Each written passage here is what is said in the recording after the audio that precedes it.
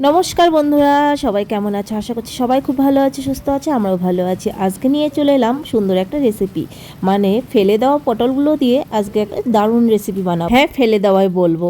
তো এত দাম সবজি, তার মধ্যে আবার ফেলে দেব। আর এইখানে তো পাহাড়ে তো জানোই তোমরা কতটা সবজির দাম হতে পারে। তো ভাবলাম কি বানানো যায়, তারপর মাথায় আসলো সুন্দর একটা রেসিপি বানানো যাক। পটলগুলোর অবস্থা দেখে বুঝতেই পারছো তোমরা যে কতটা শুটা হয়ে গেছিলো। যাই হোক, ভাতের মধ্যেই কিন্তু আমি পটলগুলোকে সেদ্ধ করে নিলাম। আর যখন হচ্ছে এক্সট্রা করে আর সেদ্ধ করার কোনো প্রয়োজন নেই, তাই ভাতের মধ্যে কিন্তু আমি পটলগুলোকে সেদ্ধ করে নিলাম। যে কটা পটল আমার খারাপ হচ্ছিল, এই কটা খারাপ হয়ে গেছিলো, সেই কটা দিয়েই করব। আমার পটলটা সুন্দর সেদ্ধ হয়ে গেছে, একদম যে বেশি সেদ্ধ করতে হবে সেটা না, 50% সেদ্ধ করলেই কিন্তু হয়ে যাবে। যাই হোক, পটলগুলোকে আমি নামিয়ে নিলাম। এখন একটা মিক্সিং জারের মধ্যে দিয়ে দেব পটলগুলোকে, সেদ্ধ পটলগুলোকে, তার সঙ্গে ঝাল অনুযায়ী কাঁচা লঙ্কা। তোমরা তো জানোই, থাম্বনেল দেখে বুঝেই গেছো এটা একটা বাটা রেসিপি বানাবো। আর যে কোনো বাটাবুটিতে একটু ঝাল না হলে ভালো লাগে না আমার। তো যাই হোক, আন্দাজ মতো তোমরা যতটুকু ঝাল খাবে সেতটুকুই দেবে। আর হচ্ছে গিয়ে দিয়ে দিলাম কয়েক কোয়া রসুন, মানে পটল যতটুকু সেই হিসাবে কিন্তু আমি রসুন কয়েকটা দিয়েছি। দিয়ে দিলাম এখন মিক্সিতে, এখন একটু ঘুরিয়ে নিলাম। তারপর ওইটার মধ্যে আর একটু জল দিয়ে দেবো, যেহেতু অল্প একটু পটল, সেই জন্য কিন্তু একটু জল দিতে হচ্ছে নিলাম। আর দেখো, সুন্দর একটা মিহি পেস্ট তৈরি হয়ে গেছে। এখন এটাকে নামিয়ে নেব। এই পটল বাটা যদি ভাতের সঙ্গে থাকে, তোমাদের আর কিচ্ছু লাগবে না, একদম পুরো গ্যারান্টি, এতটাই টেস্টি হয়। দিয়ে দিলাম প্যানের মধ্যে সর্ষের তেল পরিমাণ মতো। আর অপেক্ষা করতে পারিনি, তেলটা গরম না হতেই দিয়ে দিয়েছিলাম শুকনো লঙ্কা। যাই হোক, তেলটা গরম হওয়ার পরেই কিন্তু দিবে শুকনো লঙ্কা, আর দিয়ে দিলাম কালো জিরে। বাস, এখন নাড়াচাড়া করে ভালো করে শুকনো লঙ্কা আর কালো জিরেটা ভালো করে ভেজে নিতে হবে। আর ভালো করে ভাজা হয়ে গেলে এর মধ্যে দিয়ে দেব একটু সামান্য পেঁয়াজ কুচি, কারণ বেশি পেঁয়াজ কুচি দেব না, যেহেতু অল্প একটু দেখলে আমার পটল নিয়েছি, তো সেই জন্য যতটুকু পটল হবে ওই পরিমাণে দিলেই কিন্তু হবে। এখন আমি পেঁয়াজটাকে সুন্দর লাল করে ভেজে নেব।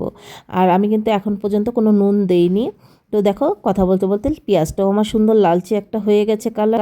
পেঁয়াজটা লালচে হওয়ার সঙ্গে সঙ্গেই দিয়ে দেব যে আমি পটলটা বেটে রেখেছিলাম সেটাকেও দিয়ে দিলাম। তোমরা চাইলে কিন্তু পাটার মধ্যেও বেটে নিতে পারো। আর সহজ যেটা মিক্সিতেও করলেও যে কোনো স্বাদের কম বেশি সেটা হবে না, একদমই স্বাদ একদম সেমই হবে। যাই হোক, দিয়ে দিলাম কিন্তু পরিমাণ মতো নুন, কারণ নুন তো আমি আগে দেইনি, সেই হিসাবে আন্দাজ মতো দিয়ে দিলাম। আর এখন এটাকে আমি ভালো করে নাড়াচাড়া করে ভেজে নেব। আর হ্যাঁ, খেয়াল রাখতে হবে, এই পটল বাটাটা ভালো করে না ভাজলে কিন্তু স্বাদ একদমই আসবে না। এই জন্য যতটা পারো ভালো করে ভেজে নেবে, তাহলেই দেখবে এটা স্বাদটা মানে অন্যরকমই, মানে কি বলবো, এটা হলে আর কিচ্ছু লাগে না। এমনিতেই তো আমার বাটাবুটি খুবই পছন্দের।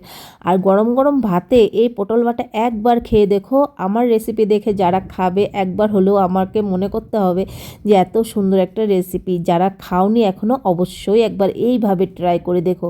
আমি যেভাবে করলাম, দারুণ দারুণ লাগে। যারা পটল খেতে চায় না, এইভাবে বাটা দিয়ে কিন্তু একদম সুন্দর খেয়ে নেবে, একদম হাত চেটে পুটে খেয়ে নেবে। আর দেখতেই পেলে কতটা সহজ এই বাটা রেসিপিটা। মানে পটলটাকে নষ্ট না করে, না ফেলে দিয়ে, আমি তো ফেলেই দিতাম, তারপর ভাবলাম না ফেলে দেবো না, এতটাই দাম সবজির, কিছু একটা বানানো যাক। তারপর ভেবে চিন্তে বানিয়ে নিলাম পটল বাটা। আর দুর্দান্ত হয়েছে আজকের পটল বাটাটা। তো দেখো কতটুকু হয়ে গেছে, 3টে পটলও না আমার, কিন্তু মানে 2টো আর আধা একটা ছিল আর কি, আধা টুকরো। যাই হোক, ওইটা দিয়ে এই যে এতটুকু পটল বাটা হয়েছে। আর কেমন হয়েছে দেখতে কমেন্ট করে অবশ্যই জানিও। রেসিপিটা যদি তোমাদের উপকারে লেগে থাকে, প্লিজ একটা করে সবাই লাইক করে দিও। আর হ্যাঁ, যদি সত্যি তোমাদের কাছে ভালো লেগে থাকে, তোমাদের মনে লেগে থাকে এই বাটাটা তোমরা করবে, অবশ্যই একটা কমেন্ট কিন্তু আমাকে করে যাবে, তাহলে আমার খুব ভালো লাগবে। যাই হোক, আমি ক্যামেরা অন করতে ভুলে গেছিলাম ভাতের মধ্যে দেওয়ার পর পটল বাটা দিয়ে কিন্তু এখন আমি ভাতটা মেখে নিচ্ছি। ইস, কী যে আজকের খাবারটা দুর্দান্ত হয়েছিল। আমার মেয়ে তো দুবার করে চেয়ে চেয়ে খেয়েছে, মাম্মা পটল বাটা দাও তো একটু, কারণ ও কিন্তু এমনি পটল খেতে চায় না, বাটা করেছি আজকে চেয়ে চেয়ে খেয়েছে। তোমরাও তোমাদের বাচ্চাদের কিন্তু এইভাবে বাটাটা খাওয়াতে পারো, দারুণ করে একদম খেয়ে নেবে। এখনকার মতো টাটা, আবারও নিয়ে হাজির হব আরেকটা রেসিপি।